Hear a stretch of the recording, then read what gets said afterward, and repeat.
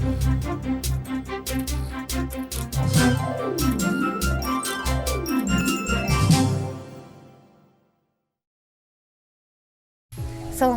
ма? Мен Сангалы Тамара Николаевна, Қарғалы ауданы тұрғынымын. Ұлтым орыс, менің отаным Қазақстан. Мен қазақ тілін öğrenіп жүрмін. Әрбір қазақстандық қазақ тілін білу керек. Саламатсыздар ма, ағайындар? Мен Сурбаева Людмила, Ақтөбе облысы Алға қаласының тұрғынымын. Ұлтым Молдаван. 2003 жылда үлкен қазақ отбасына келін болып түстім. Менің отаным Қазақстан. Сондықтан әр қазақстандық өзі тұрып жатқан елдің тілін білу керек.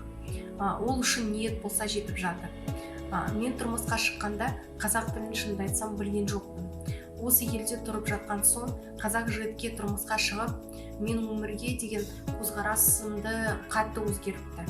Алға қаласындағы тілдерді оқыту курсынан өттім. Осының бәрі маған тілді үйренуіме көп көмегін тигізді. Мен қазір қазақ пен орысша сөйлесіп кетіп бара жатса, немесе балаларына орысша сөйлесе ұяламын. Бұл дұрыс емес. Балаларым қазақ мектепте оқиды. Еш көнбеймін. Өйткені қазақ тәрбиесін алған бала жаман болмайды деп ойлаймын. Еліміздің мәртебесі биік болсын. Елбасының сараптағы саясатының арқасында еліміз тыныштық. Осындай бейбіт елде тұрып жатқан өзі үлкен бақыт емес пе? Юсупова Нурсия. Менің ұлтым татар. Мен Қода ауданының тұрғыны. Орыс мектебіне оқысам да, кластарысымен қазақша, орысша сөйлеп жүрдім. Достарым бәрі қазақ. Мен Қазақстанда тұрам. Қазақ тілін білем. Бәріміз де қазақ тілін білуіміз керек. Мен Шашко Вячеслав Владимирович. Ұлтым Украин, Мартук ауданында тұрамын. Мен қазақ тілін өте жақсы көремін. Себебі ол біз үшін ең маңызды тіл. Біздің елімізде әрбір ұлт қазақ тілін құрметтеу керек. Менің есімім Пак Тамара Владимировна. Ұлтым кәріс. Марат Оспанов атындағы Батыс Қазақстан медицина университетінің оқытушысы қызметінде жұмыс жасаймын.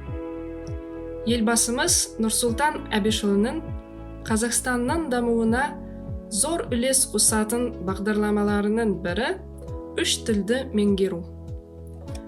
Мемлекеттік тілде сөйлеу үшін маған Ақтөбе облысының тілдерді дамыту басқармасының жанындағы тілдерді оқыту орталығы ұстаздарының көмегі өте зор болды. Мен аты-жөнім Михаил Коломеев, Хантау қаласының тұрғынымын. Хантауда номер 4 орта мектебін бітіргенмін, және де тілін оқыту курстерін аяқтағанмын. Мектеп кезінде менің жақсы көретін сабақтарым әдебиет және қазақ тілі болған. Мектеп кезінде мен жарқын болашақтың жүлдегері деп атандым. Қазақ тілі бай және көркем тіл. Мен қазақша үйренгенім мақсатында ол өзінің ойын жеткізу. Өйткені мен қасымдағы достарым, көршілерім қазақтар. Негізінде Қазақстанда азаматтық ретінде өзім парызым деп санаймын. Өзін тілін байыту үшін ол жақсы. Қазақ тілін тарихында өзін тілін байтасың, сөйлейсің, ойлайсың.